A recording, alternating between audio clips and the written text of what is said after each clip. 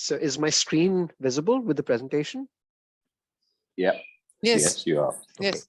Fantastic. So what we're going to do is we're just going to have a little bit of a recap of yesterday. And then what I am going to do is basically talk a little bit about mentorship. From my perspective, I think what is very important is that, we support you as best as possible for the course. And clearly what's been articulated by a few of the participants is that you will not have local mentors. So the way around that is I've sent you all a logbook today. Now, as part of that logbook, there is clearly a competency checklist of, I would say, what is the bare minimum of what we expect you to achieve. And by no means do we expect you to achieve all these things within a 3-month period. As I said, we're assuming that all of you are kind of entering at L1, L2 learner profiles, and will gradually make a process kind of progressed move towards L3, L4 over the next 12 months. Now, I would say that the best way to kind of be able to verify the competencies is when you peer review your images. When we peer review your images, I would like you to keep a record of the date and time that we peer reviewed those particular competencies for you to fill in your logbook. Now, the logbook can be maintained and kept online in a Dropbox account. So for those of you who need mentorship, I will create a Dropbox account for you with your logbook stored in that.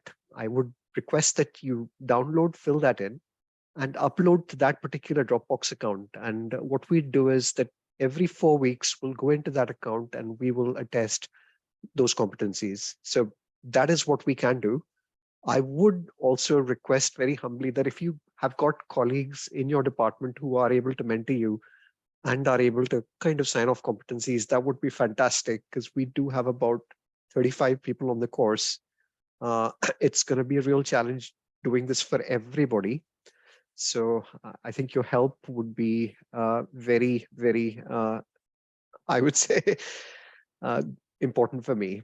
Now, just a recap of yesterday. So yesterday, what we did was we went through 3 aspects of our module. So the first aspect was nuts and bolts. So just to kind of give you a feel, you should now all have access to the online portal. So I've added the online portal to your accounts today. You will have all the chapters up to RDS on it, which are complete, referenced. And then after that, there are chapters which will be added as the portal gets updated on a weekly basis. The rough dates of when they're added are actually in those sections. As a start, I think what is very important is that you familiarize yourselves very well, I would say, with the first 5 modules. I think the most important aspect of learning lung ultrasound is knowing ultrasound physiology, physics. And then after that, really what I'd say is what is very important is your ability to be able to recognize the nomenclature that we will talk about, to be able to standardize what you're being able to recognize and report.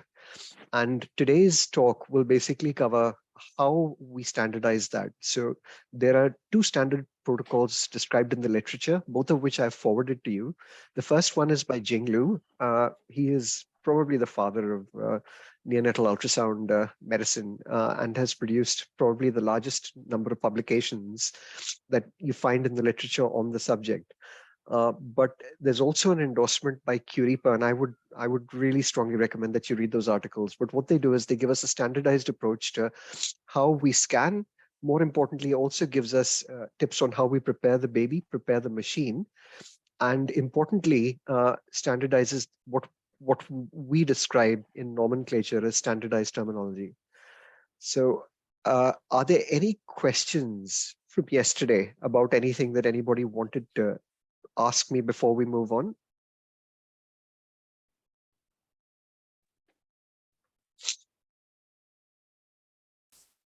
So I usually count to 5 and then I move on. So I'm assuming there are no questions. Okay. So what we are going to do today is we're going to talk a little bit about just what pattern recognition really is and what the normal lung looks like. Now, most of ultrasound training relies on the fact that when you do ultrasound, some elements of it will be a reflection of what the actual internal organs look like. But in lung ultrasound, actually, what we're hugely dependent on is what we call as lung artifacts. So what you're really not looking at is the structure of the lung. What you're looking at is artifacts that are generated, which then generate a certain structure, which from our perspective, we translate into the lung appearance.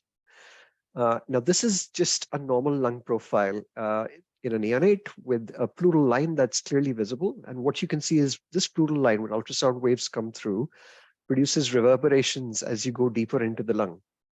Now, clearly, bone will reflect back, and hence what you find is when you have a rib, you actually have a shadow in front. But the reverberations that go further down produce what is called an A-line appearance without any vertical lines, which we call B-lines. Classically, when you look at that on a moving image, what you can see is this appearance there, where you have a shimmering thin pleura, which is about 0.5 of a millimeter, with A-lines which often go down in their intensity as you go into the lung because the reflection of sound waves gets attenuated. Now, what you can clearly see is these horizontal lines. You can't see any vertical lines. And for the sharp-eyed amongst you, what you can see is a very slow margin of the pleura moving. So when I look at this lung ultrasound, I'm looking for things that are normal, and really sliding a pleura is one of them. But pleura looks smooth, continuous. It's not broken. It's not irregular. It looks of a normal thickness with parallel A lines. And in essence, this is what we would call a normal A profile, which is what you see once a neonate has transitioned. It's just very important for you to realize this is cross gestation. So actually, when you give a preterm baby surfactant, they can transition to an A profile in a particular lung zone, which has received surfactant pretty much very quickly. So it's not as if this is just found in term babies. It is across gestation. I'll be showing you images of babies who are 22 weeks, and it'll be very interesting. You can see similar profiles in those babies. Now, this is normal, but let's look at a case. So this is patient X. This is a preterm baby who was 23 plus 3 weeks, who's now 2 weeks of age. So about 25 plus 3 weeks corrected age. The baby was delivered by vaginal route as a breech. It was a rough start. The baby was intubated and ventilated at birth. It took a few attempts. The baby had surfactant in the delivery suite, but clearly was quite sick in the first few days, ended up having 3 doses of surfactant. Most of which actually, the first dose, in fact, went down the right main bronchus, hence the repeat doses. The baby has now had quite a difficult period. And as of the 10th, this baby has started deteriorating. So from having been on volume guarantee ventilation, this baby has gone on to needing high frequency oscillatory ventilation, a MAP of 16, and gone into 100% over the last 24 hours. This is an X-ray that was done contemporaneously today. And what you can see clearly from this X-ray is quite a bit of interstitial change on the right side, with the left side looking quite solid. The baby was paralyzed and sedated. And I received a telephone call basically saying in the middle of the night that this baby is now desaturating in 100% on this map. So anybody want to comment on the chest X-ray?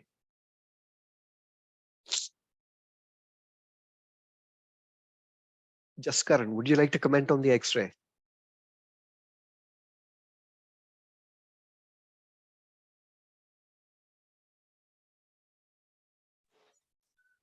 Yeah, the X-ray is showing a lot of haziness on the left side. The whole of the lung is obliterated. On the right side, we can see the changes in interstitium, as you said, PI-like pictures there. The Okay. ET tube is at the right place. You can see a OG tube going down. Okay. And the right lung appears slightly hyperinflated in this X-ray. Okay, excellent. What do we think about the left lung? So I'm just curious, do you think that's collapse? Do you think that's consolidation?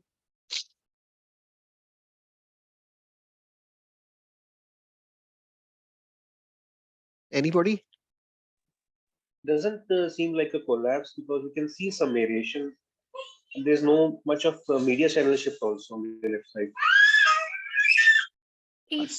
Sorry if I... Consolidation, but there could be some areas of collapse also, because you can see the bronchograms, so more like consolidation, but there could be some element of collapse. Okay, so fair point. You can see an air bronchogram coming up here, but there is rib crowding. And, if you look at the hyperinflation pushing the mediastinum, you have quite bad interstitial kind of appearance with cystic change, which is quite early at 2 days. Now you have a baby who's desaturating at 70%. So what are the differentials that come to mind? Anna Vaz, would you like to have a go at that? So what differentials come to mind? You've had a baby who's sedated, paralyzed on that map, and you've just suddenly acutely started desaturating. Pneumothorax. Okay, fantastic. Anything else? The TET is not in the place. Beautiful. So kind of the dope approach, but we might have secretions and we might have atelectasis on that side. So we've lost lung volume. Now, this is an X-ray that's been done a few hours before. So the option is we can get another X-ray for a baby who's desaturating in 70%, which will kind of be a lot of handling for a baby that's sedated and paralyzed. Some units can put plates in their resuscitaires or open resuscitaires, but you'd have to lift the baby. For some units, while we can actually put them in the incubator, you still have to position the baby in a position on the plate to be able to kind of get the baby in right position. Now, with a pneumothorax, that's not great. What about transillumination? What do we think? So we can transilluminate and see if there's a pneumothorax.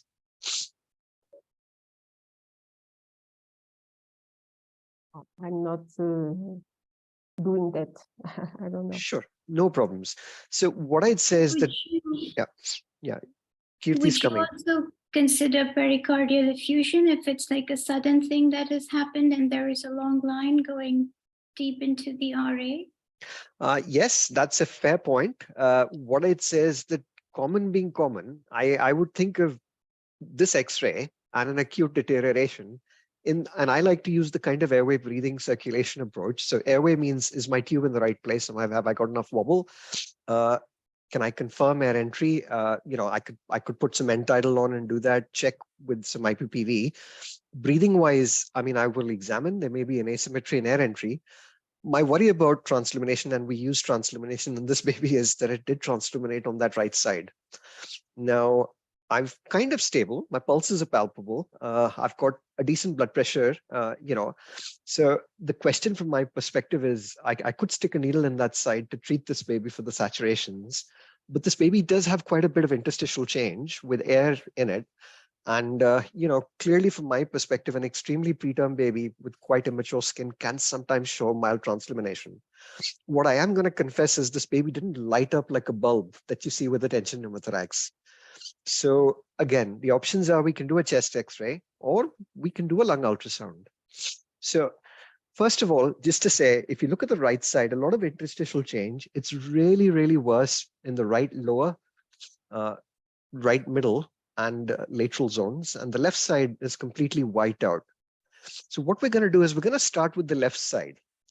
So this is the left anterior side, and if you look at the initial appearance of normal lung, you have pleura that's nice and linear, normal, not broken, not irregular, kind of thin, about 0.5 centimeter, some A lines. But when you come to this particular appearance here on L1, which is the left side of the lung, which is kind of this part anteriorly, what you find is that there is, there are no A lines at all. There's just what we would call a completely white lung. You've got a pleura that's very irregular. You've also got these subpleural consolidations that you can see over there. This is a static bronchogram. What does that look like when you actually... You can see the pleura there. So you have sliding. Now that's a very important sign, because if you have sliding, that excludes the pneumothorax. But what you can see is virtually there are no A lines. This is kind of a white lung appearance, a very dominant B profile. And you can see these small static air bronchograms coming through here, which would kind of give you the impression that there is some air coming into this lung, very uniform kind of an appearance. So in my kind of at this particular, this is a consolidated area of lung. So clearly no left anterior. When I look at L2, so again, very irregular pleura, but there are some A lines there. Again, a very dominant B profile because you've got these vertical areas of consolidated kind of coalesced B lines. We call them compact B lines. And then you've got this small area here, which is white with some air bronchogram. And you can see the air bronchogram moving. So there's air coming into this lung. But this is an area of what we would call as focal consolidation. The pleura is just about moving. It's very slow. But again, the left side is pretty much consolidated. When I go to the left lateral zone, what you can see is a little bit more aeration in that left kind of upper zone. You can see some A lines there, but again, a very dominant B profile, coalesced B lines, pleura that's broken. And then you can see the small area, what we call as shredded pleura. So this is what is called a positive shred sign. Now, that's kind of the left lung. And this is the left lateral lower part of the lung. And what we're really looking for is I want to exclude a pneumothorax, but what I can see is the pleura has been sliding in all those regions. This is a dominant B profile, coalesced compact B lines, pleura that's quite irregular, thickened, broken. Again, some subpleural consolidations there. But really, what would a pneumothorax look like on a lung ultrasound? So if you look at this, what you can see is that you have on the left-hand side an area where you can see pleural sliding, whereas on the right side, you can't see any pleural sliding. You can see A-line profile. Now, this is an area where you have a small pneumothorax and basically a small anterior pneumothorax, where you've got pleura that doesn't slide with a dominant A-line profile below it. If you put M mode on this, you'll see what is called a barcode sign. And at least on the left side, I can't see that. Let's the right side. So we're going to go R1, R2, R3. And if you remember, I told you that the anterior inferior and the anterior lateral kind of parts of the lung, the lateral part of the lung is heavily damaged. So when you look at the R1 appearance, so you can see what I would say is very little pleural sliding. This is a completely white out lung, but the pleura is completely damaged. And what you've classically got here is an area of shred. So the pleura is shredded with what is subpleural consolidation. So, I mean, that's lung that's been completely destroyed. And for me, that would indicate an infective process. Now, while the pleura is not sliding as well, there is some sliding there. Also a lung pulse. So you can see the lower part of the lung moving with the heart. Now, again, this would be a feature of consolidation, because if you remember, for a pneumothorax, you need to have A lines. You have no pleural sliding with A lines. There, what you can clearly see is you can't see any A lines at all. So you have what is a completely white out lung with lung consolidation and shred sign, and a lung pulse, which again would give me the impression that this lung is consolidated, possibly pneumonic, and the pneumonia could be infective. You've got shred sign there. As you move down to the lower part of the lung, so R2, which is right anterior inferior, this is the liver shadow, the diaphragm coming into view. And what you see from your perspective is lung. Excuse me, Alok, can you use the cursor as a pointer just to get the maximum benefit? Thank you. Maybe not today, but maybe next time. I apologize, just because I'll have to find it. Sorry about that, but hopefully next time I'll have the cursor. Can you see the mouse? No. Okay.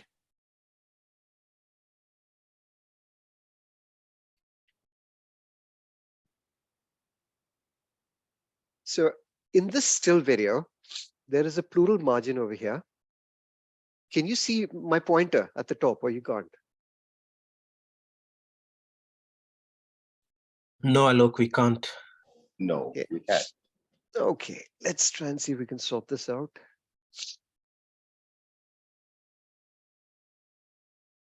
Okay, now can you see it? Yes. Yes. Beautiful. Okay, thank you. Yes. That's really kind. So again, just going back to R1. So if I just take you back very quickly through the previous slides, just so that you can get a good idea of things.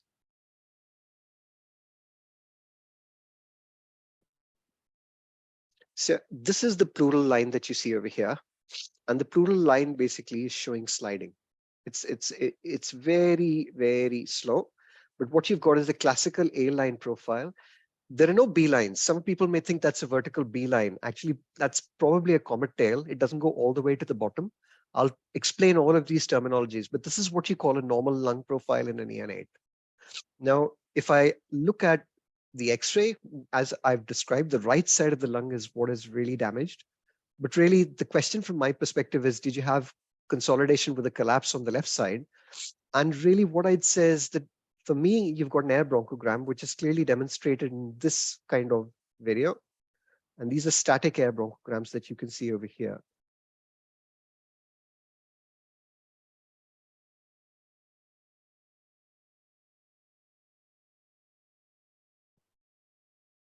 What you can see is these static air bronchograms over here, which again would give us a feel that this is more consolidation than atelectasis. If it was complete atelectasis, you'd have no air coming into this lung. The fact that you've got static air bronchograms, which look bright, would suggest there's air coming into this lung. So this would go more in favor of a condition. There are obviously L2 and L3. So you've got some A lines. So there is lung aeration in both these images. So, from my perspective, you have a small area of atelectasis that you can see over there, but I would say the left side of the lung is predominantly consolidated. But really what I'm trying to get from is a pneumothorax. And if you look at a pneumothorax is classically defined by a line that does not slide. And you can see that on the right side, there's absent sliding and dominant A lines completely. You'll never have B lines. Now, pneumothorax for me is, I'm more worried it might be on the right side. And when the X-ray on the right, the lung ultrasound on the right side, what I can clearly see is this really irregular damaged pleura.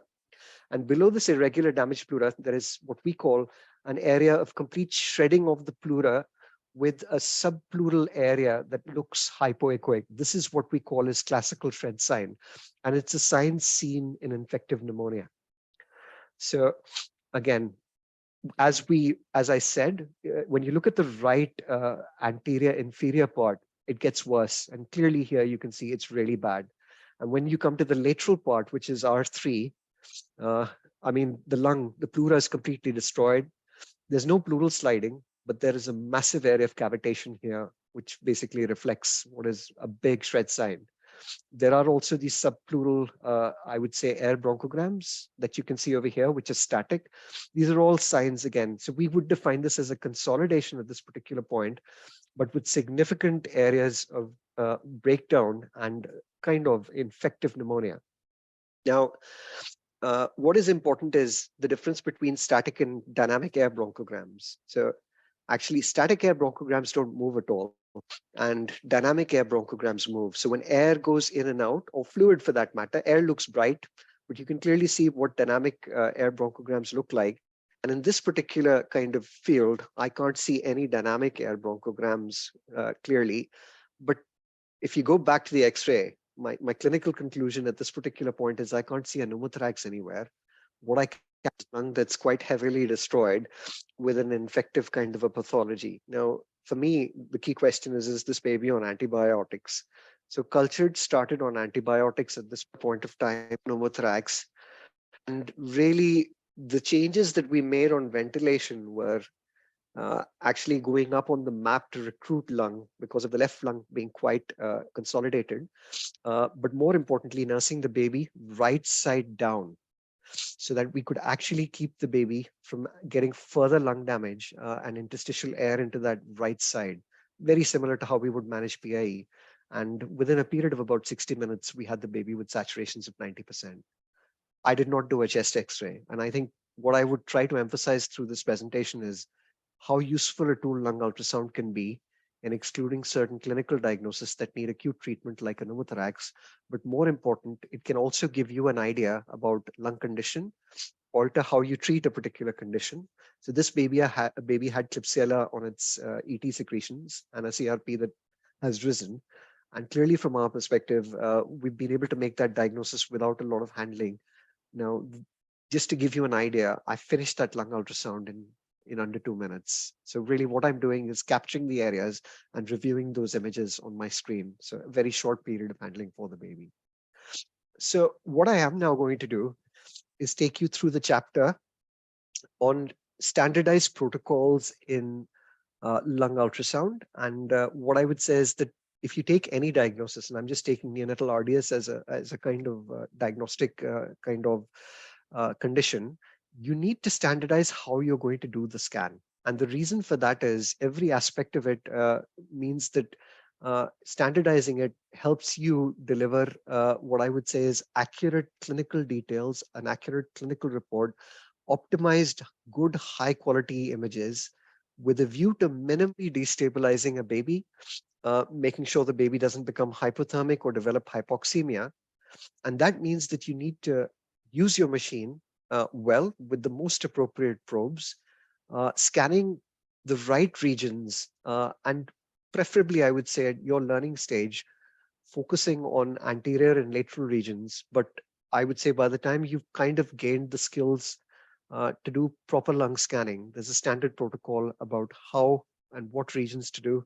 And importantly, if you don't want to miss lung consolidation in every region, then you have to do transfer scanning of each intercostal space, which can be quite a lot of handling. You also need to know what a limited scan is. And I'll give you an example. I've only done the anterior and lateral regions in the baby that we've just talked about because I don't want to destabilize the baby. Importantly, air will rise up in a baby that's supine. So if I'm looking for a pneumothorax, I should be able to pick that up in the anterior and lateral zones, and I should be able to pick up the lung point in the lateral zone. I think a tension pneumothorax would basically present in the anterior and lateral zones. So I don't necessarily need to do the posterior zone. So what about and how do we prepare an infant when we want to do a lung ultrasound? So very importantly, big term babies, I would say, are much more challenging than the small preterm babies that don't move around. For those of them who are infants who can get their hands into the midline, they love playing with your probe, and it can be quite a challenge. So what is very important is that you have what I kind of talk about is the concept of infant containment. And infant containment basically says that what we should be doing is having this scan done by 2 people. I think if you want to do a lung ultrasound or an echocardiograph alone with a very awake, vigorous baby, it might be challenging to get good views. Sucrose and a pacifier greatly help, but containment maneuvers basically means how you would hold the baby. Now, there's a big problem in this picture, and I would say that my ideal view would be that you should swaddle babies like this, and swaddling keeps them nice and warm. But what I like to do is use a very cozy kind of a towel or a soft blanket or anything that the mother might have brought to kind of get the nurses to do what we call as a nursing swaddle. Get the baby some sucrose, have a pacifier if possible, and if it's good, have the baby fed before you actually do the scan. And really what you'd really like to do is start with the anterior regions, move laterally, and then move posteriorly to place the baby. But containment is very important. What is also very important is when you use the probe, the more pressure you apply, it's painful. So what is important is that holding the probe, you want to maintain contact, but you don't want to apply too much pressure. Now, for infant positioning, I would say that if you have very sick babies, really what you want to do is scan the baby in the position it is. Now, if you have a baby who, say, for example, is prone ventilated and is unstable, sedated, paralyzed, you don't want to disturb the baby, I would be doing the prone and lateral areas. And I'd really be asking myself how much I need to move to be able to get the anterior areas. So you might want to actually start scanning for babies in the position they are in, and then getting your helper to try and move them as best as they can to get all areas. More importantly, what is very important is gravity has a significant effect on lung ultrasound images. And if you're in the supine and prone areas, fluid in the lung tends to settle with gravity into the more regional basal areas. Now, one of the problems with that is that can actually impact your assessment on the lung ultrasound. So a lot of authors, especially if you're examining a baby for respiratory distress syndrome, just scan the anterior and lateral areas for a baby that's supine. or the posterior and lateral areas for a baby that's prone. But for the extended lung scoring kind of strategies, which you have a lot of literature on, but which I don't personally use, what you would have to do is move the baby from supine to left lateral to prone. And if you do that, the recommendation from Nadia and Almedina is to actually give the baby about 60 minutes and then do your scan. And again, that's 2 kind of episodes of handling. It means you have to leave the scanner there, so it can take a long time.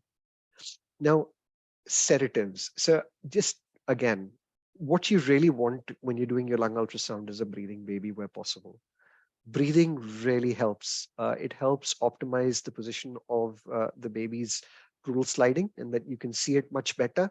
So I rarely use sedatives, very, very rarely, not even in the sickest of babies. I don't think preterm babies really, even when they're very sick, move around a lot to kind of interfere with what can be very rapid scanning. I think for me, what's more important is that you can make these babies very unstable by actually pressing too hard and actually preventing ventilation in an intubated, ventilated baby. So you must be very careful. Personally, sedatives have side effects, so use them. I think if you're worried that a baby is very unstable, I'm not saying you shouldn't use them, but just in my practice, I've never needed to. Pre-oxygenation. Now, just a few things. Sometimes you will be examining the sickest babies. Those babies might be desaturating. Lung ultrasound can cause problems with de-recruitment. Even with the lightest touch, some babies can be very sensitive. And I would say that sometimes a little bit of pre-oxygenation, and I think if you're worried, sometimes a little bit of lung recruitment might be needed prior to you starting your lung ultrasound. For those of you who know me, you probably know I've done a huge amount of work on hypothermia. And I can't emphasize enough that for extremely preterm babies, when you're doing their golden hour scan, which includes the head, the lungs, and vascular access, what really you want to do is what we call as a sweep. The total duration for the scan should be minutes. So really what we're doing is a screening ultrasound to screen to make sure there's no large IVH, a screening ultrasound to basically look at umbilical lines and their positions, and then basically making an assessment for lung. Now, if they're non-invasively ventilated, that's even more important, because if you handle a baby for a very long time, these babies will obviously de-recruit, and then you're more likely to then need rescue surfactant with LISA or with Insure, depending on what your departmental policy is. More importantly, these babies, if you have and do long scans, can become hypothermic. And if that is the case, then you're going to have surfactant inactivation, especially in the first hour of life. I mean, for a 22, 23-weeker, humidity, closing the doors, and minimizing handling is absolutely crucial. So your golden hour is stabilizing these babies based on your kind of departmental protocol. And provided the baby's airway, breathing, circulation are stable and you don't have to intervene clinically, you really want to complete your golden hour sweep in as short a time as possible to minimize insensible loss in the baby becoming hypothermic. So I think the reason why I've started with this is it's really important that you think of your baby, not just for getting good scans, but actually because of the impact that lung ultrasound can actually have when you're performing it in a sick baby. Just a few things for baby's comfort. So distraction works really nicely. Keeping something for the bigger babies, if you're using lung ultrasound in an outpatient setting, sucrose in a pacifier sometimes might not work. But if you think the baby's too active, well, can you have a feed? But the other thing is a little bit of distraction with a bright object. Be very cautious when you start doing, I would say, the transdiaphragmatic approach. It's painful. It makes babies very uncomfortable. And that's why I would say stick to scanning your anterior lateral lesions based on the position of the baby, but make sure your baby is completely comfortable and make sure you're comfortable. If you start scanning in a position where the bed is too low, you will break your back. And trust me, your images won't be great. Exposure to prevent hypothermia. So has balances and risks. Now, I'm just curious. Let's throw it out there, guys. What do we think about this photograph and doing a lung ultrasound? Anybody? Dr. Dabur, Dr. Sharif Dabur, I just wonder, what do you think about this photograph when I'm showing you the cursor and doing a lung ultrasound? I think keeping the cold gel just underneath clothes might not be very good for the babies. Like in the bottom image on the left side, I think that's the ideal thing, just to have the chest uncovered, rather than to leave the gel underneath the baby's clothes. Fantastic. I think the other aspect to it is how well are you going to be able to scan the anterior and lateral regions? You'll have to push these clothes up. You won't be able to get your probe. Certainly your transverse imaging for each intercostal space is going to be very difficult. The more you try to pull the clothes up, the more you'll upset the baby. It's a recipe for disaster. Really, what I'd say is try to expose your baby as feasible. And a good example in this situation is I will use pre-warm gel. But the other aspect to it is we have, at least in the hospital where I work currently, overhead warmers. So actually get this baby under an overhead warmer to keep him warm. It's beautiful. These babies actually love it. And more importantly, it keeps them comfortable. But really what you want to do is have good exposure. I'd say exposure is good over here, but just think about your lateral and posterior regions. And when you have to pull this up and the baby cries and gets upset, and you put the baby in a prone position where he's trying to lift his head, it's not ideal. So exposure is important, but think about keeping your baby warm. In particular, having an overhead, maybe using a resuscitator if you feel that's the case, and these kind of babies really, really helps. We've talked about containment, so I'm not going to repeat that, but this is just containment within an incubator and an example of how you can keep the babies comfortable. Now, when you're doing your scans, babies will move their hands. The hands will come in the way. The babies will breathe. They'll get upset. So getting kind of image stillness can be a challenge. Don't hesitate to ask your assistant maybe to hold the hand outside of your anatomical kind of field to be able to optimize your lung images, or maybe just if you're doing the lateral side, as is being done over here, to turn the baby to that side to ensure you get better lateral images, hold the hand so that it doesn't actually come into your field and knock your probe about. You can see how difficult it can be when a baby's moving its hands and you want to keep still images and get loops. You know, it's quite challenging. So this baby's obviously, we need to restrain that hand. Again, just think about the level of the incubator. Now, you might think I'm feeding you eggs and I'm taking you through these things.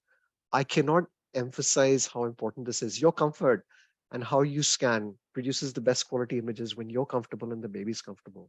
So it's a small thing, but you can see how restraining the arm in this particular position basically helps to optimize your ability to actually get scans and images. So I strongly recommend from my perspective that you have a second helper who's able to restrain, contain. I don't like using the word restrain. I like using the word contain. Again, subdiaphragmatic images can be painful. I usually do them at the end if I have to do them, when I'm looking for a pleural effusion in particular, just because they're not really nice and comfortable for the baby. And you can see how when you press hard, the baby becomes uncomfortable. You can see the breathing, what happens in this particular situation. It's something that the baby really doesn't like. So if you want to do what we call is eventually your R7 and R8 images, then I would say leave them to the end, unless you think that that is going to be the area of interest. So as emphasized, sedatives usually not needed. Pacifiers, sucrose, keeping the baby warm, containment, distraction, you know, a common sense approach to really how you want to optimize things. But if you have a baby moving like this, it's not going to be the easiest way to do scans. Infection control. Now, this is heavily emphasized. And I would say that if you work in a unit where there is a high incidence of gram-negative sepsis, transmitting Klebsiella happens through the ultrasound machine. But not only that, there are also risks to the baby. If you look at this baby, there are lines, there are potentially a lot of different kind of monitoring devices. There is a nasogastric tube, there is a line, a scalp long line. And clearly when you go to that chest and you move your hand about it, there is a real potential that if you're not doing that in a sterile, aseptic approach, not washing your hands, but more importantly, not disinfecting your probe, there is a risk that you can give this baby infection from another baby. But more importantly, if you're between babies, you can pick up an infection from this baby and transmit it to the other baby. Please follow your local protocols. Okay, now what probes do we select and how do we go about doing that? So the traditional probes that are used for neonatal lung ultrasound are standard linear probes, the hockey stick, and I would say the linear probe. These are high frequency probes with a frequency which is greater than or equal to 9. I would say a minimum of 10, but you need to play with the frequencies in order to optimize your image quality. And I would say that in the smaller babies, you need to view the pleura and in particular the superficial parts of the lung with a good deal of accuracy, especially if you want to look at the pleural margin, you want to look for sliding. And for that, you might have to use higher frequencies in the range of 12 to 14. Most new machines allow you to start with the probe in a particular frequency and then to change the frequency of the probe in order for you to get adequate penetration. Obviously, in bigger babies, you will need to have the ability to be able to see deeper structures, deeper parts of the lung. And we recommend that a depth of about 4 centimeters as a bare minimum is used. Obviously, to optimize the images in the deeper parts of the lung, you have to use a lower frequency. Now, I was asked in the last class, can we use a curvilinear probe? Can we use the head ultrasound probe? Can we use the abdominal ultrasound probe? Yes, you can. And what is important again is that you're adjusting your frequency. Usually most, I would say, curvilinear head ultrasound probes are between 5 and 8. So you might actually want to use 8 at the highest. But more importantly, what I would say to you is that the structure of doing the scan remains exactly the same. And you then have to interpret those images, keeping in mind that you're using a convex probe. So these are the difference in images of the same I'm baby. so sorry, Alok, Yeah, to yeah. interrupt. There are lots of, I think candidates are waiting to be logged in. I think they are keeping sending WhatsApp. So maybe if they can come, if you allow them to. Okay, I have admitted them.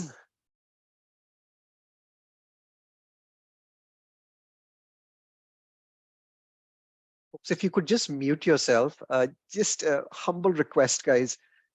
For me, punctuality is very crucial, and going in and out of the meeting kind of drops the flow for the participants, but also because we're going to share these videos with everybody, I'd really humbly request that you stay within the meeting, because it becomes really difficult for me to go back and admit everybody if you leave meetings in between. I think if you're busy and you can't attend, please don't worry, because again, I will be having another session on this for the people who kind of miss out, but more importantly, you can catch up with these sessions online. So just coming back to the impact of the probe. So this is basically the same image in a neonate using the convex probe and the linear probe.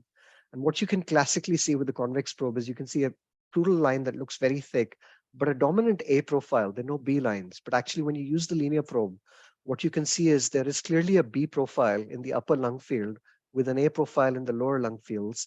And this is actually what we call as the double lung point. And this is a baby with respiratory distress. So probes can impact your ability to be able to interpret scans. What is important is that you clinically correlate with your probe. And I think if you were using a convex probe and you wanted to see this image, really you want to use the highest frequency because the superficial parts of the lung and their visualization is quite crucial. The other thing that is really important is your focus. Now, focus in every machine is slightly different, and I will be sending you a video on nomology for the GE. But really, the best place to keep your focus is at the pleural line, if you can see my marker over there. And the reason you want to keep the focus on the pleural line is because you want to see the pleural line with the superficial structures. But if you want to take and see deeper structures with a little bit more accuracy, what you can see in this image is the resolution basically goes down as you go to the deeper structures. So what you can do is you can change the focus point to a slightly deeper region to be able to see things better. So, playing with your machine to optimize images is quite crucial. I will show you on a video how we actually do that. Again, just impact of the probe. So if you use kind of low-end equipment, and these are kind of identical high-frequency transducers, but clearly what you're looking at is 2 different probes that are being used. And this is the hockey stick, as you can see in this particular point. It's actually a linear probe. You can see multiple rib spaces. But clearly, the interpretation in this is a very irregular kind of dented pleural line with subpleural consolidation and compact B lines. I mean, this is a very classical feature of respiratory distress syndrome. But actually, when you look at the other probe, you can't see any of the subpleural consolidations. You see a very clear, thick pleural line.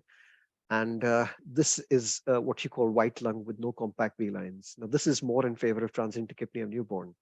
Now, if I told you that this is actually a baby who's 25 weeks, who's not had surfactant, who's working hard on the ventilator, then, actually clinically correlating, this is the more accurate image that you're really looking at.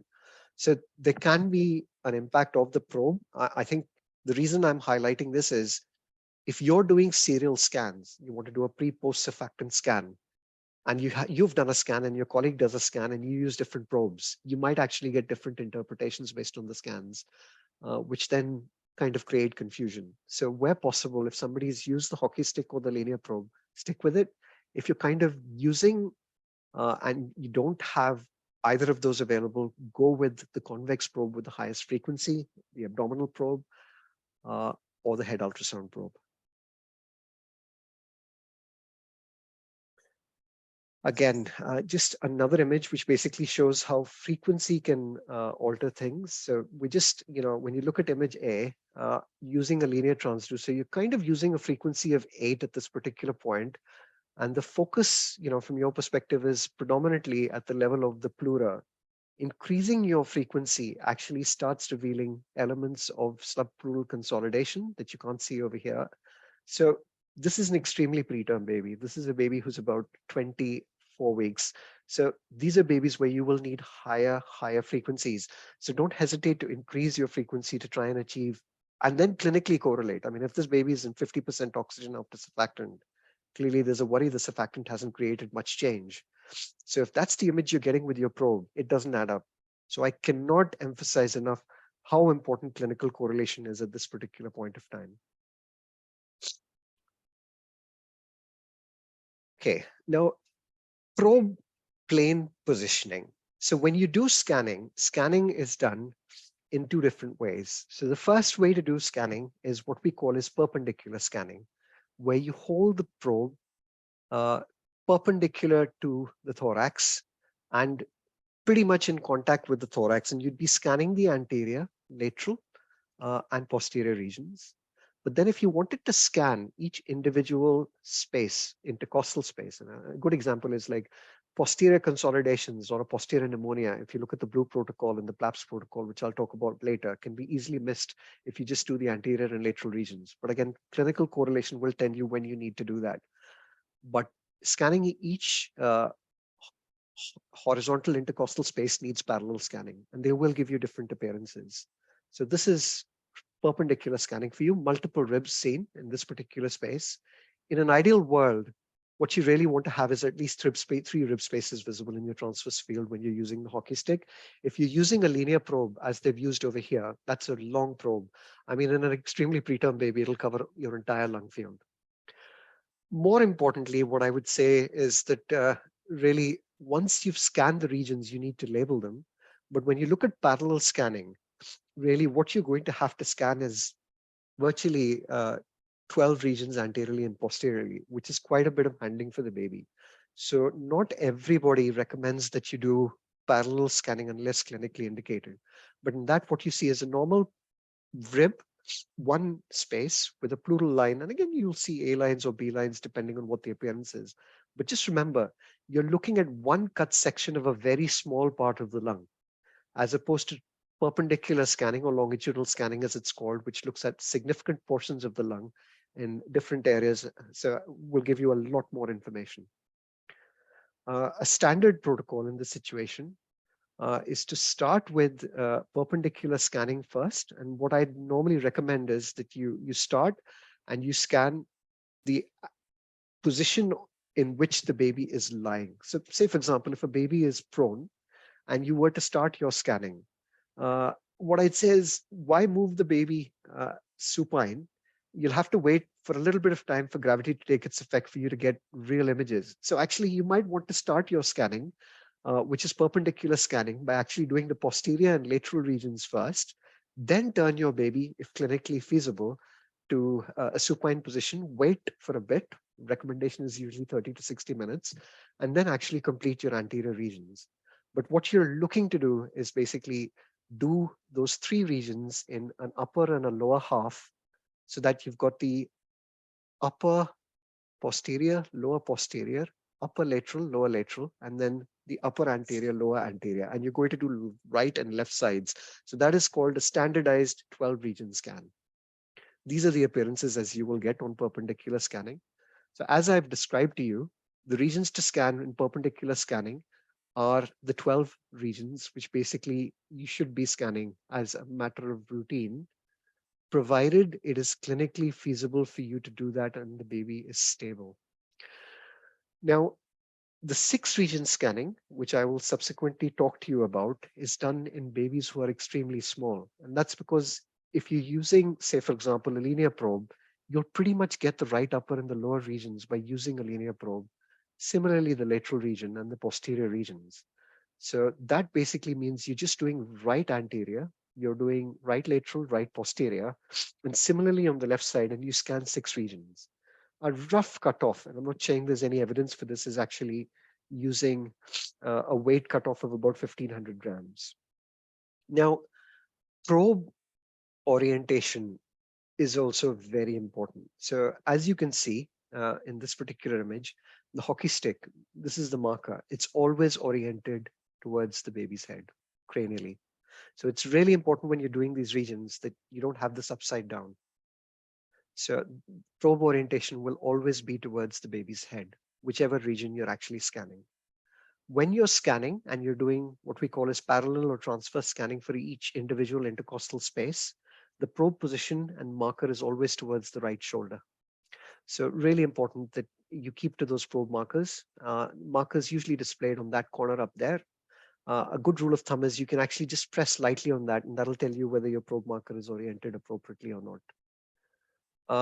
Just when you look at parallel longitudinal scanning, you're going to scan each individual intercostal space, moving from superior to inferior, and in total, you'll be scanning both anteriorly and posteriorly. You'll also be scanning laterally. So, that's quite a large area to cover. The last area that you scan, and as I've talked about previously, is actually scanning your subdiaphragmatic area. And your subdiaphragmatic area it makes babies and produces discomfort. But the way you scan is I start with what I call the vertical situs kind of position that I learned in echocardiography. I position my probe there and then turn it at right angles. And really what you want is the horizontal situs kind of movement where you've got the probe parallel to the xiphisternum.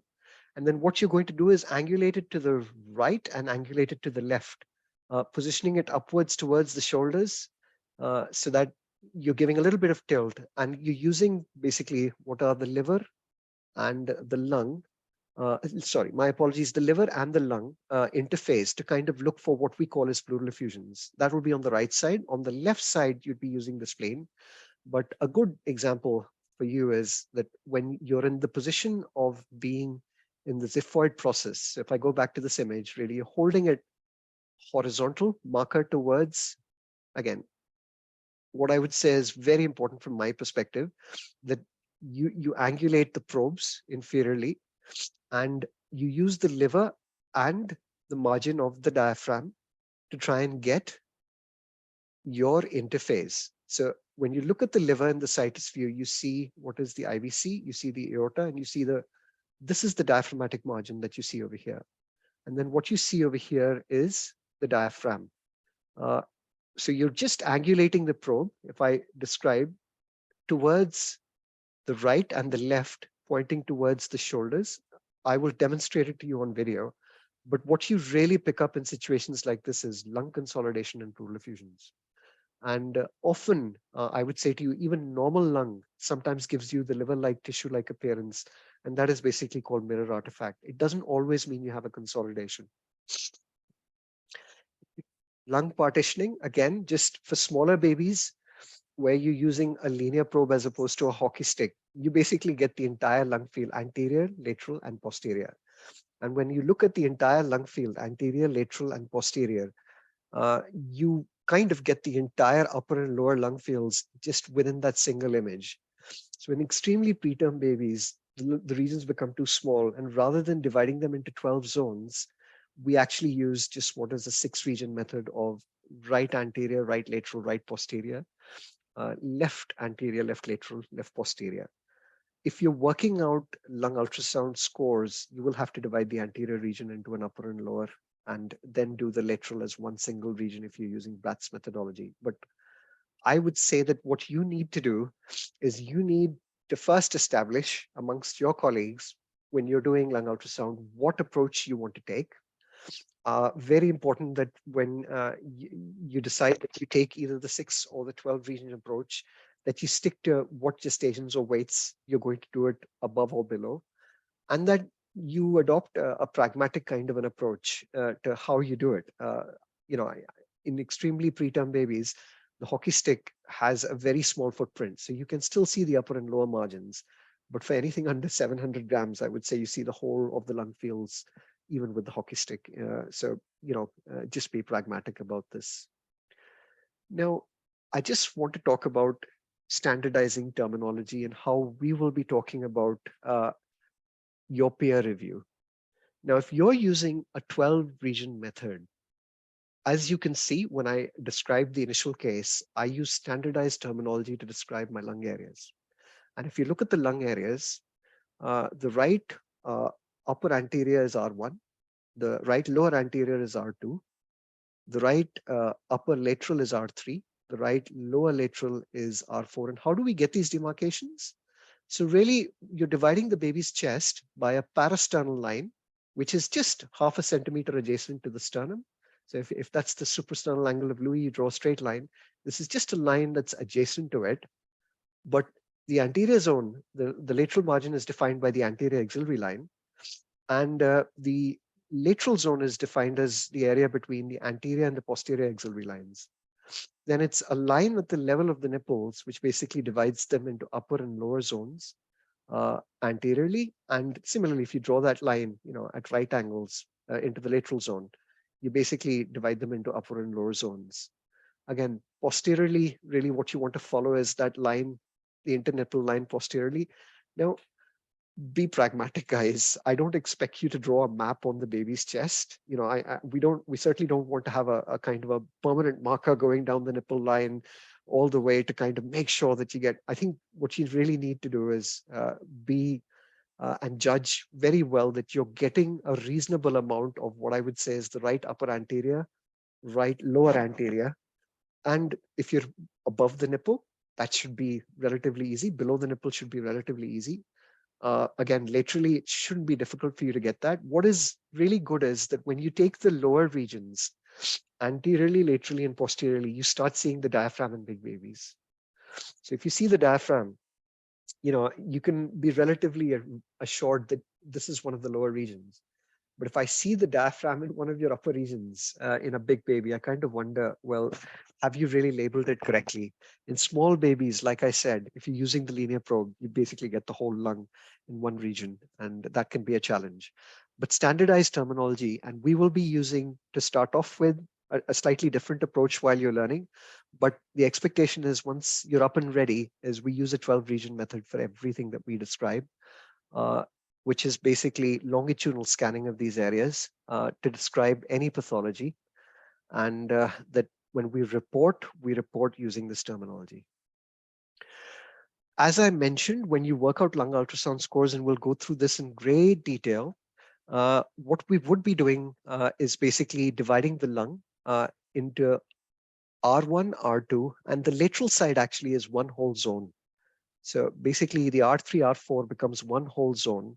And Bratt's method basically uses a scoring system of 0 to 3, which gives you scores that you can assign for these 3 zones. So technically 3, 6, 9, 3, 6, 9 with a total of 18. And if you look at studies which correlate with, say, a high sensitivity and a specificity for the diagnosis of respiratory distress syndrome, roughly a score above 8 is considered quite, a sort of cutoff where the sensitivity and the specificity for diagnosis and excluding respiratory distress syndrome is best. We'll talk in more detail about the lung ultrasound scores. So now what we're going to do is we're going to take a little bit of some questions before I go on to the next bit. So any questions so far? Hello, can I? Oh, Yeah. sorry. You go first. I just wanted to ask you if so on our in our ultrasound machine, we've got different protocols like the cranial ultrasound, small parts, abdominal. There's nothing for lung ultrasound as such? Yeah. So there usually isn't. And what I'd say is you will have to create the presets. So I have always had to create a preset for lung ultrasound.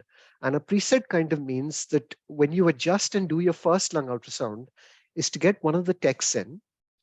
Now, I would say that a preset for lung ultrasound would be a high frequency above at least 8. Technically, I'd say anywhere between 10 and 14, with the focus at the line of the pleura. The focus can be adjusted later on as well. Now, I'm not going to go into too much details because there are lots of machines which basically have harmonics. And there is evidence actually that introducing harmonics can make imaging worse, can improve images in certain situations. So actually, what you've got to do is you've got to get your techs in. And what they will do is they will create a preset for lung ultrasound for the preterm baby, which is a higher frequency, maybe 12 to 14, and a lower preset frequency of 8 to 12 for the term babies, saving the kind of harmonics in it so that you get optimal images. Even with that, I would say based on the size of the baby, what you'd have to do is you'd have to adjust, and focus might need adjusting to the level of the pleura or deeper, depending on where you want to get image quality. But you will have a package. Every hospital has a package for support for their ultrasound machines. I think if you don't, you really need to kind of, I would say, get in touch with the reps of that company to come and create those presets for you. Thank you. Sorry, there was somebody else. Yes, just a quick question about the B lines. So, yeah. From what I got from you, Dr. Sharma, about the pneumothorax, when there is a pneumothorax, you mentioned that, of course, there will be absence of sliding. At the same time, you said it will be dominant A lines. And you said that we will never see B lines in the pneumothorax. Can I know the reason why we can't see B lines in the region? Because technically for B lines are created by the presence of interstitial fluid in the interstitial spaces reflecting back ultrasound. I'll be doing this in ultrasound physiology on Sunday. Okay. If you have air in the chest and no fluid, you can't get any B lines because there's no fluid to reflect it back. Okay, great. My second question is about the difference between the static and dynamic air bronchograms. So what's the difference or in terms of the clinical interpretation of that? So because we'll cover that in great detail during consolidation and differentiation between atelectasis, there'll be a whole talk on it. And it's probably better in that. I think for me, what I was trying to do today was just give you an idea about the concept of pattern recognition and how important that is in lung ultrasound. So, but we will cover that. All right, thank you. Any other questions, guys? Yes, hello, can I ask a question, please? Yeah, Leila, go for it. Okay, so parallel scanning. I know they taught us initially people were doing scan, but we really don't use it in newborn. If there's any indication, you need to use it. Yeah.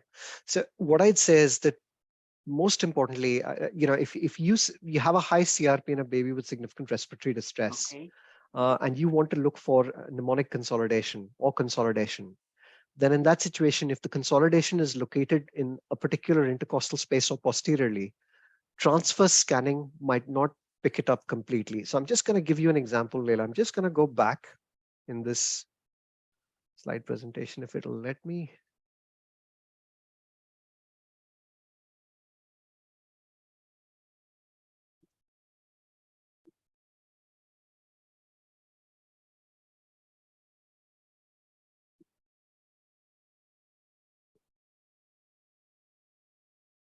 Okay, so this is L2 and L3 in a baby.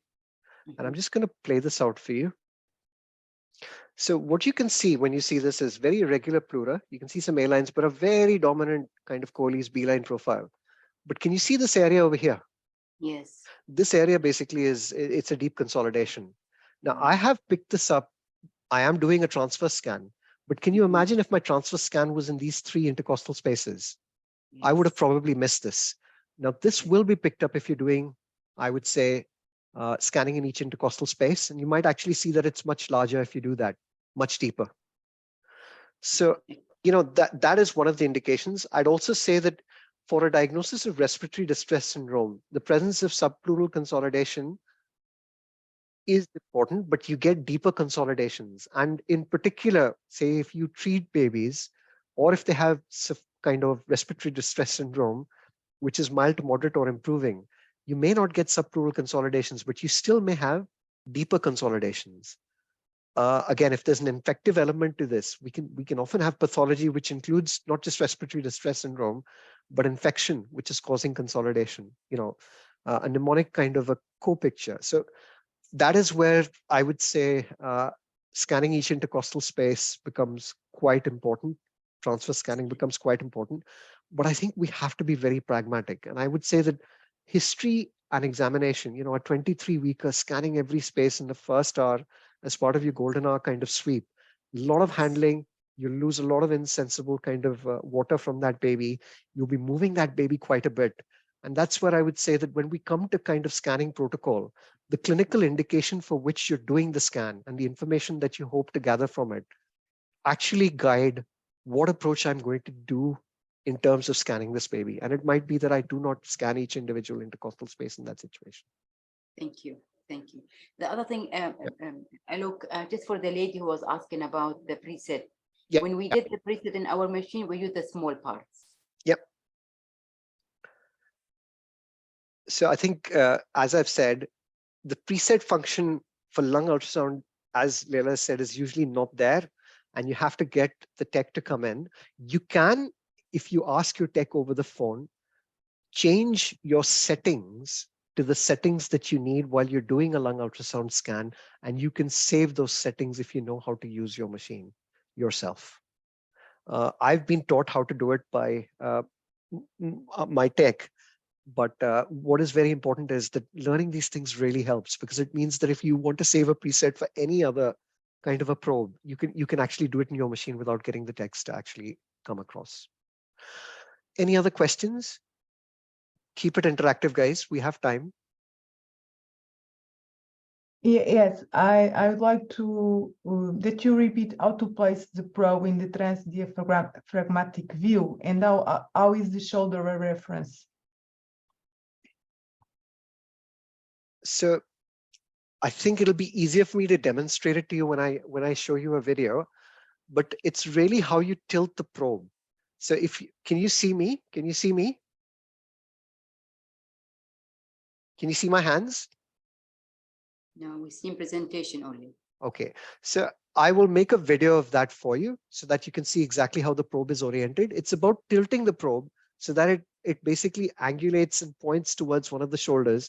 Normally what we recommend is that you keep the probe at 90 degrees to the area you're planning to scan. But for the transdiaphragmatic view, if you keep the probe at 90 degrees in the xiphoid process, all you get is the situs view of the heart and the liver. So you basically get the IVC, the aorta, the liver on the right. And really what we want to do is we want to move the probe towards the right and left to look at those subpleural kind of regions, subdiaphragmatic regions of the lung. So they're actually above the diaphragm, the subdiaphragmatic, because you have the liver below that. And you just have to angulate the probe a little bit. So I will get you a video of how that's done. Any other questions? Yeah, I have a little doubt about the R1 screen that you showed. So there was a heart shadow that was coming in the R1 area. So I do not expect to see heart in R1. It's not the heart shadow, it's lung pulse. So lung pulse can be transmitted both to the left and the right because of the heart. So you're not getting the shadow of the heart. What you have is lung that's very consolidated. So you're getting an element of lung pulse in the lower lobe. Okay, and I have another doubt. So the posterior region scanning might be technically and practically very challenging. So how do you go about it? In every neonate, do we have to do it, or is there any particular indication? So as I said, having a pragmatic approach, if I'm scanning a 23-weeker, because I suspect RDS and this baby is on non-invasive respiratory support, really the anterior and lateral regions for a baby who's supine will give me most of the information I need, as would a pneumothorax. So it depends on the indication for which you're scanning. I think what I would say is that mnemonic consolidations can be missed. And I think if the baby's stable enough to be able to do it where you're suspecting mnemonic consolidation, I would recommend that you try to do longitudinal scanning. You can do it very quickly in the anterior lateral regions for a baby that's supine, but the question is how you minimally handle the baby to do the posterior regions very quickly. Gradually, you'll develop as you become more experienced your own clinical approach. Just remember that posterior pneumonias can be missed if you're not doing the posterior regions. There is emerging evidence from work that's been done by Zemansky and some of the other authors that when a very good example is most of the work that's been done on lung ultrasound scoring has been done for babies in the first 12 to 24 hours of life. These studies have looked at using surfactant to treat these babies and lung ultrasound scores. They focused mainly on the anterior and lateral regions.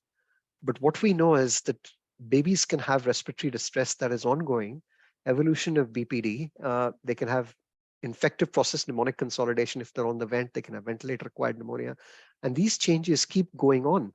So really the validity of anterior and lateral lung scanning for babies who are much older, say 20 days down the line, there is potential then to miss things. And I would say that the importance of posterior lung scanning as the baby gets older becomes very, very important in those situations. There is an Almedina will cover bronchopulmonary dysplasia and the use of lung ultrasound, and I think she will talk and be able to highlight that. All right, thank you. Any other question? Okay, I'm going to move on. So we're coming now to kind of storage reporting and documentation. But what we've done is we've covered a standardized approach to the infant. We've covered the approach to the machine, the transducer we're going to use, what frequencies, where the level of focus should be. We've then spoken about the 12 and the 6 region method. And if you look at the kind of terminology we're using, we're standardizing that completely. So in a way, you now have an idea of how to manage the baby, manage the machine, and what areas to look at. When to use the 6 region, when to use the 12 region, weight, gestational cutoff, what you agree in your department. But then what you really will be doing is you will be obtaining clips and images which you need to store. And from my perspective, I think what is very important when you use clips and images is that you make sure that you store them in a manner that makes it easy for the next colleague who's coming to review the scan to be able to make sure that if he's doing those regions and you're using the same terminology, that you're really covering the same areas. Now, a big mistake that we sometimes make in situations like this is we mislabel, but sometimes we don't label at all. And or sometimes we kind of use different terminologies. So someone says R1, someone says, well, actually, I'm going to use the 3 region method. So R2 is the lateral, but actually for the 12 region method, R2 is right anterior inferior. And I think this is what we are going to be completely clear about in this course. I'll take that as we go forwards. Now, all your clips should be stored on your radiology system. So if you're doing lung ultrasound and you don't have a storage system, you do need to have some mechanism of being able to save the actual record of the lung ultrasound. Now that could be printed paper, that could be storage of still images, but the recommendation is that all lung ultrasounds are stored as loops or clips. Now, the reason I would emphasize that is if you want to see pleural sliding, you want to see dynamic air bronchograms, you want to have a look and try and localize movement of the lung and pleural fluid in your deepest pockets, it's really helpful to be able to see loops. Those clips, again, will, from our perspective, consume space. Now, I think what I would say to you is that there is a lot of fixation with space. I think what is more important is that if you've taken that clip and it has an important piece of evidence and you don't save it, then actually what is going to happen is it defeats the purpose of doing the scan in the first place.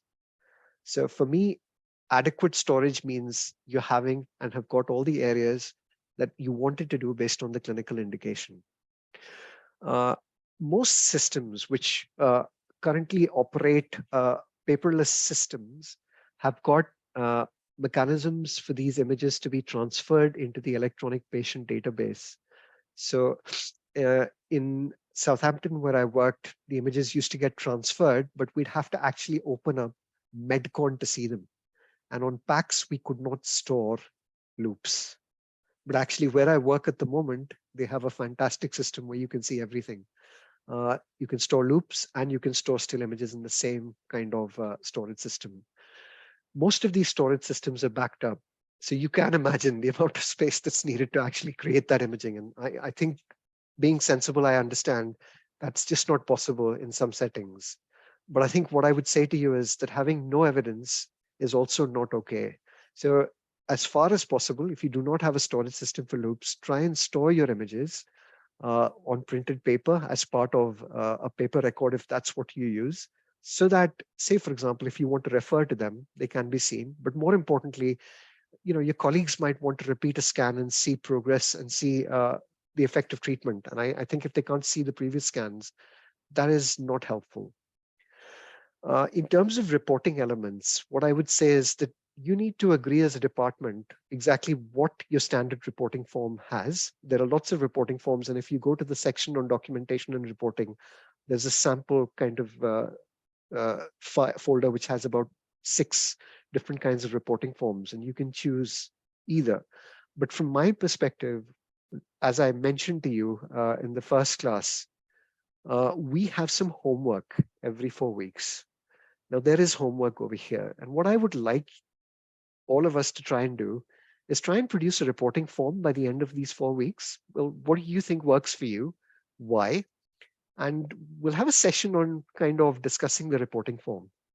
And, for the reporting form that we think is the best, maybe there's a very expensive bottle of champagne down the line. So that's the homework, and I'll email you about that. But I think as a bare minimum, there are 3 elements of any reporting form. So it's reporting of all the findings that you see in the regions as described, interpretation of those findings. Well, what is your clinical interpretation? A conclusion, and then a recommendation of any, if there's treatment or a follow-up scan. I also, as a matter of I would say reporting, would emphasize, and I don't do that myself, is you should write about the probe used and the frequency and any scan limitations. Now, that is important because if your colleague wants to do a lung ultrasound, he probably might want to use the same probe. Now, you might be using a lower frequency or a higher frequency, and his use of frequency might then interpret. You can have different lung findings based on different probes, as I've described to you, as well as different frequencies. So you should include that as part of the report. The scan length, which is part of our system at the Corniche, any sedation used, but any complication the baby has. What things might you document? And please don't worry about this. We'll be talking about this in great detail when we look at the difference between the normal and the abnormal lung. As a bare minimum, for each area that you look at, lung sliding, the pleura, lung profiles. Now, this is something that has not been described in the literature, but this is something that we are going to learn. It's something that I have kind of developed in my clinical practice, but it's really helpful because if you're using the concept of lung profiles, you're really talking about the same standard terminology of the appearance of the lung. M-mode appearances, the presence or absence of B lines, their quantity, then the presence of consolidation. And again, if you're doing each intercostal space, that might be highly relevant. Presence of effusion, and then any other findings, like if you're doing a diagnostic paracentesis and you feel that actually instead of the 5th, it's actually the 6th space that has got the maximum amount of fluid. We always worry about going below that, but actually a lot of people like to go in the triangle of safety.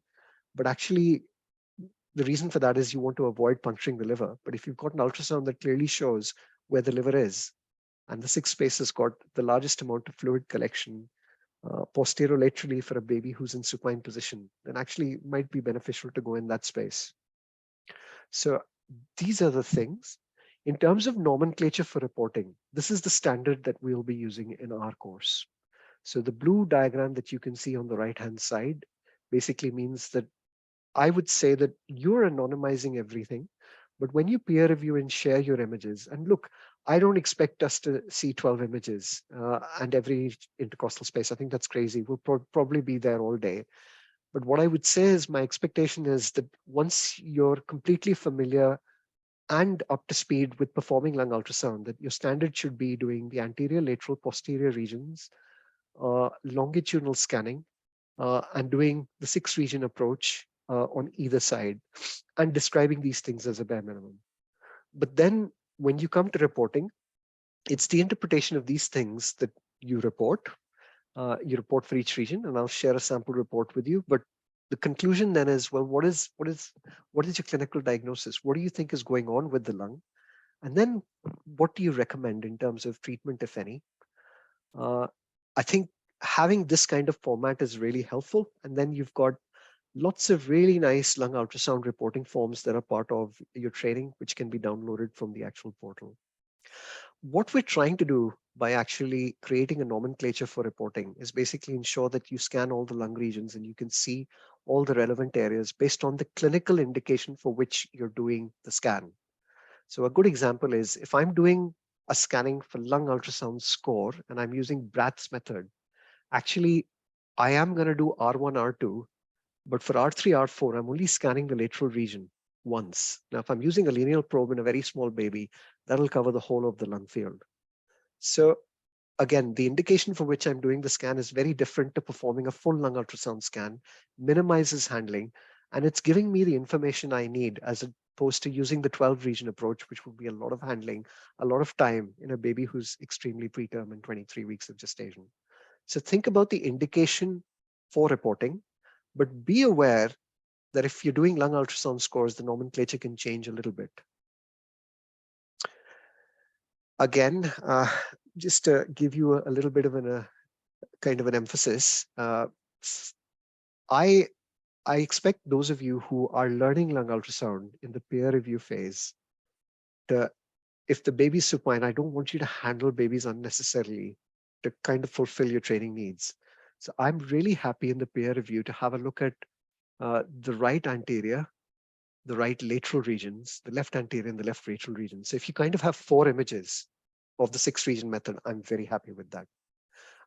I think what I would say is that if you come with just one lung image later on, it kind of defeats the purpose of trying to make some kind of a diagnosis of what we think is wrong with the lung. As a first, what I would say is for the next 3 weeks, all I want you to do is put a probe on the chest and recognize pleural sliding, the pleural line, what A lines look like, what B lines look like, what the morphology is of different kinds of B lines, and what the profiles are. And I'm hoping that by the first week of next month, we'll be in a situation where we can then move forwards with further scanning. So this is where we are at the moment. We're kind of in the peer reviews phase. I'm going to assume that all of you are kind of joining us as level 1 practitioners. If you want, and you want to share peer review, as I have said to you, there will be some sessions which are dedicated specifically for peer review with very short theoretical sessions. The first such session is on the 26th. For those of you who would like to share a peer review, I just want one image of the anterior and lateral lung fields. That could be the right or left lung. I do not need you to take 4 images. What we're focusing on is just recognition of the pleura, your description of it, recognition of sliding, how you think sliding is. Do you think it's good sliding? Do you think the sliding is poor? Making sure that you identify, and I'm not too worried about A and B lines at this point because we'll do that lecture on Sunday. But I think what is very, very crucial is that you are using the standard protocol that we've espoused today. So you switch your machine on, you select a preset lung ultrasound setting if it's there, but if not, you're going to have to select your transducer.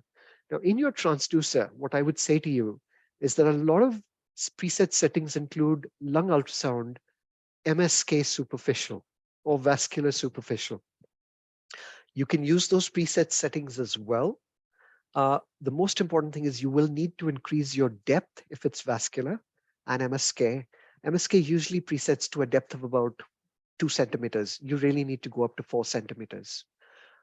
Importantly, again, very small babies will need a higher frequency. Now, just showing you a probe frequency, if I can show that to you. I don't have that in this particular presentation, but really your probes, the convex probes, kind of 5 to 8, but then you have L6 to 15, which is the linear Hawkistic probe. Now that defaults to a frequency based on where your machine defaults it to. So you might start at 8, but an extremely small baby, you might want to increase that frequency, go up to 10, 12. Look at your image, see what the image quality is like. And really what you need to do then is basically optimize your focus. If you're looking at the superficial areas to the line of the pleura, so focus usually comes on the left side. Can you see these arrows over here? These are the focus arrows. And really what you want to do is take this focus up to the level of the pleura. There are machines which have auto gain settings. Now, auto gain basically means that what it does is it basically adjusts the background gain.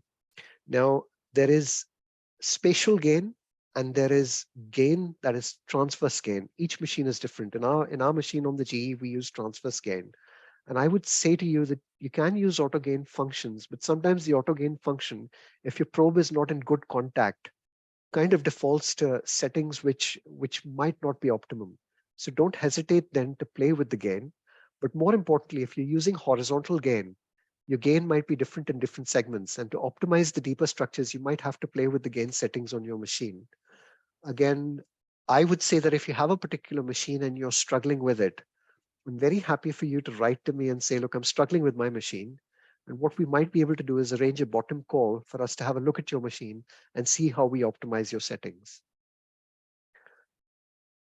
Okay, so we've talked about the kind of progress. So, I would say that really what we want to focus once you're more established with your lung ultrasound approach, especially if you're thinking about making diagnosis, is using the 12-region method, standardized terminology, which then focuses on reporting that in a standardized way with a focus on these particular aspects as a bare minimum.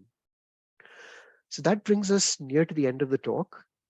In summary, what we've discussed is a standardized approach to how we optimize imaging, looking at the infant, making sure that we use our machine and its settings to a standard that is clearly documented in 2 articles by Jing Liu and Dr.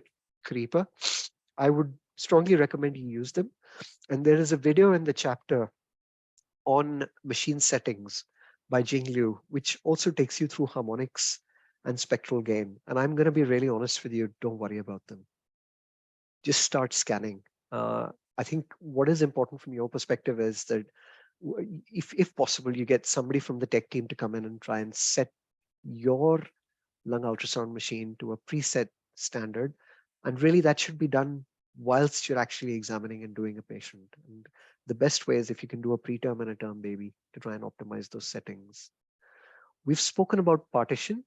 2 standard methodologies that we will be using are the 6-region and the 12-region method. 6-region method in smaller babies, 12-region method pretty much in big babies. Brat's method will use the anterior and lateral method. We've talked about reporting forms. Just remember, when you're reporting and you report contemporaneously, it's really important that you are thinking about your conclusion and recommendations. So if you're scanning a baby and doing lung ultrasound scores with a view to giving surfactant, you can do a post-scan, but a post-scan done after 30 minutes will show no difference because surfactant is fluid and it fills the lungs up. So if you do a scan and recommend that you do a scan post-surfactant in 30 minutes, you really just see B profiles throughout the lung fields and you'll think, oh, the RDS hasn't improved. Actually, what you need to do is clinically correlate. And there's a very nice article, which is part of the lung ultrasound score chapter, which basically shows that if you scan, this is by Turkish authors, at 2, 4, 6 hours, you can actually see improvement in babies, extremely preterm babies as well with surfactant. So again, it's really important that you report, you make recommendations for scan as appropriate. and that you don't scan unnecessarily. You know, I think I can't emphasize that enough. In extremely preterm babies, just do not touch them. Keep those incubator doors closed. Try to minimize insensible losses. You know, really what you're trying to do is handle them as minimally as possible. And documentation. So a standardized quality improvement methodology is you document in a standard area. Now, if in your kind of institute, you have notes and you're documenting lung ultrasound kind of diagnosis in a particular area, a good quality improvement project is actually having a form which has a certain color. So lung ultrasound is actually yellow or green. So if they're kept in the notes, somebody can actually go back to the last lung ultrasound and see when it was done and what the report was like. For online paperless systems, that's quite difficult. And actually having maybe a preset kind of a form on that, which I can share with you, the one that we created for Southampton, which basically shows you how you might want to report, but that is kept in a preset place, which means you can see all the lung ultrasounds in a preset place. You can see all the cranial ultrasounds and you can follow them up. And that might mean that you have to work with your IT team to create something like that. I'm going to stop there because it's exactly 8:30 for me. Any questions before we stop, please?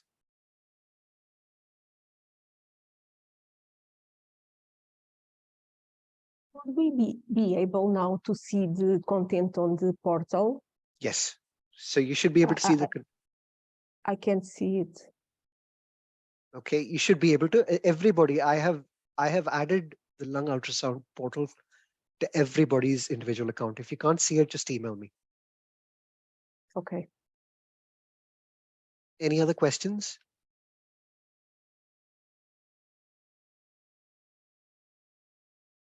Guys, I love questions. Okay, I am grateful for your stamina today. I am extremely grateful for the last 2 days for you giving up your time. But most importantly, I think what I would like to emphasize is it's time to pick up a probe. I think what is very important from our perspective is that for those of you who want mentoring in particular, that you're able to share those images in an anonymized way. And the first session for that will be the 26th. I'll be sending out a link for it. You don't need to attend all sessions. You won't be able to attend all sessions, but all the sessions are live recorded and will be sent to you and will be part of the portal within 24 to 48 hours. So clearly, if you've missed any session, please do not worry. Also, my humble request is, look, guys, try to block this time period out. You know, really, the best way to learn when you're kind of having interactive discussions is trying to stay here. Ongoing sessions will be 90 minutes, where we'll have 45 minutes of peer review and 45 minutes of kind of, I would say, interactive discussion after the next talk on Sunday. So these 3 talks are very theoretical, but with the peer review, there'll be a lot of question and answers. And I would humbly request that you arrive on time. I've already emphasized after 7:15, it becomes very difficult for me to kind of admit you, and it just interrupts the flow for other participants. So please try and block out this time. Try not to have anything else that makes you busy. God bless you. Thank you very much. Stay safe. Thank you.